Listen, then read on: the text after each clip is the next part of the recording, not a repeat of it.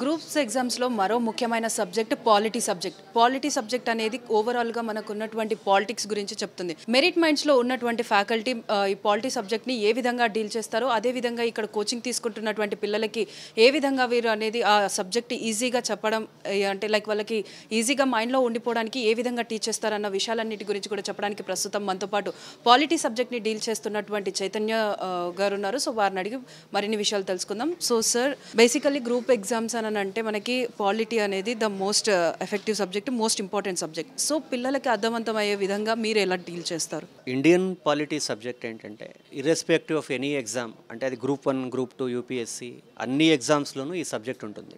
Polity సబ్జెక్ట్కి సంబంధించి మనం బేసికల్గా ఈ సబ్జెక్ట్ని ఎలా చదవాలో ఫస్ట్ తెలియాలి. అంటే ప్రతి సబ్జెక్ట్కి కూడా ఒక మెథడ్ ఆఫ్ ప్రిపరేషన్ ఉంటుంది. మామూలుగా మీరు ఎవరైనా ఒక ఆస్పిరెంట్ కొత్తగా ప్రిపేర్ అవుతున్నటువంటి అభ్యర్థి ఒక టెక్స్ట్ బుక్ కొనుక్కొని ఫస్ట్ టాపిక్తో స్టార్ట్ చేసి వెళ్ళినట్లయితే చాలా కన్ఫ్యూజన్స్ వస్తాయి. సో కాబట్టి పాలిటీ స్టార్ట్ చేయాలంటే కొత్త ఆస్పిరెంట్ ఎవరైనా ప్రిపేర్ అవుతుంటే, అది మీరు కానిస్టేబుల్ నుంచి యూపీఎస్సీ వరకు ఏ ఎగ్జామ్ ప్రిపేర్ అవ్వాలన్నా ఫస్ట్ ప్రియాంబుల్తో స్టార్ట్ చేయాలి. ప్రవేశిక అక్కడ నుంచి మొదలుపెట్టి ప్రవేశికను బాగా అర్థం చేసుకున్నాక వరుస క్రమంలో రాజ్యాంగ లక్షణాలు, silent features of the Indian constitution, fundamental rights, ఇలా ఇంటర్లింక్డ్ ఉన్నటువంటి ఏరియాస్ అన్నీ కూడా ఒకదాంతో ఒకటి కలిపి చదువుకోవాలి. అలాగే స్ట్రాటజీ లేకపోతే ఆస్పిరెంట్ టైం చాలా వేస్ట్ అవుతుంది. ఫర్ ఎగ్జాంపుల్, టెక్స్ట్ బుక్లో సెంట్రల్ గవర్నమెంట్ టాపిక్ అంతా అయిపోయాక స్టేట్ గవర్నమెంట్ ఉంది. అలా కాకుండా సెంట్రల్ గవర్నమెంట్లో మనకి పార్లమెంట్ చదివి అదే స్టేట్ లెవెల్లో మళ్ళీ మనకి స్టేట్ లెజిస్లేచర్ చదివితే సింగిల్ టేక్లో మనకి 2 కవర్ అవుతాయి. అలాగే president, governor, PM, CM, 73rd, 74th amendments, supreme court, high court, ఇలా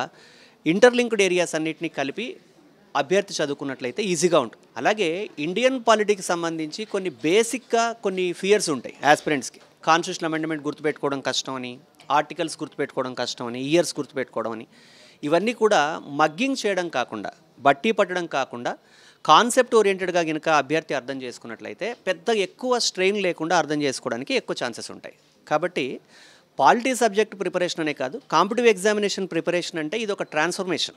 ఒక ఆస్పిరెంట్ కోచింగ్ తీసుకోవడం, ప్రిపరేషన్ స్టార్ట్ చేసిన తర్వాత ఒక 5-6 నెలల ప్రిపరేషన్ తర్వాత తన పర్సనాలిటీలో కూడా ఒక చేంజ్ తనే అబ్జర్వ్ చేస్తాడు. అంటే టువర్డ్స్ ద సొసైటీ ఎలా ఆలోచిస్తున్నాడు, ఫ్యామిలీలో కానీ సొసైటీలో కానీ తను ఎలా మెలుగుతున్నాడు, ఇవన్నిట్లో కూడా నిజమైన చేంజెస్. అంటే నిజంగా ఎమోషనల్గా కమిట్మెంట్తో ఒక అభ్యర్థి ప్రిపేర్ అయినట్లయితే ఈ చేంజెస్ మనకు కనపడతాయి. ఇది అల్టిమేట్గా జాబ్ రావడం ఒక అడ్వాంటేజ్, దాంతోపాటు ఒక మంచి సిటిజన్గా ఎస్టాబ్లిష్ అవ్వడానికి మనకి సబ్జెక్ట్ తోడ్పడుతుంది. ఎందుకంటే మనకు స్కూల్లో సివిక్స్ అని ఒక సబ్జెక్ట్ ఉంటుంది. అదేంటి, ఒక మనిషి ఎలా బతకాలి, సొసైటీలో ఇతరులను ఇబ్బంది పెట్టకుండా ఎలా బతకాలో చెప్పే సబ్జెక్ట్. అదే ఇక్కడ పాలిటీ రూపంలో ఉంటుంది. కాబట్టి మార్కులు, ఉద్యోగము, దీంతోపాటుగా ఒక పర్సనాలిటీ చేంజ్ తీసుకొచ్చేటువంటి సబ్జెక్ట్ ఇది.